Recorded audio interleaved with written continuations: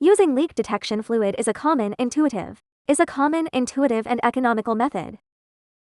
Now, taking MFC as an example, I'll demonstrate the leak detection steps for you. First, make sure the gas being used is safe, non-flammable and non-explosive, non-toxic gas, such as air and other inert gases. Open the upstream valve of the gas mass flow, the upstream valve of the controller, such as the gas flow controller, to be tested. A lower pressure to the pipeline system.